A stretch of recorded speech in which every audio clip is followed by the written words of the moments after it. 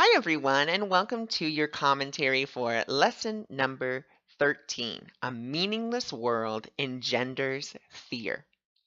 So, in this lesson, we really get to see that a meaningless world, number one, cannot exist in truth.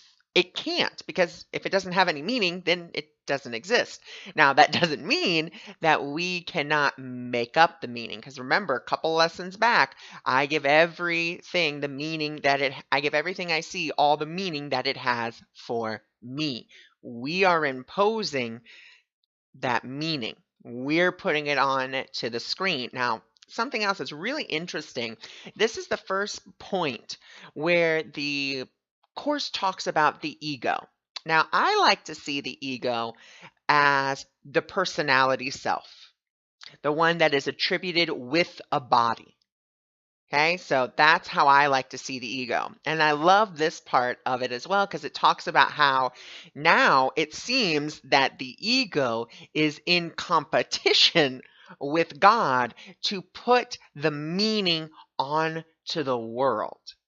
Okay, so once again, it wants to make up a meaning real quick and be like, okay, there, I'm putting my meaning on it, not allowing God to write the truth because I'm going to put something else on there. And that's what this is all about. Now, once again, you're going to think that the last part of this right here that I'm about to read you is preposterous. Like, it's just, that doesn't even come up in your mind.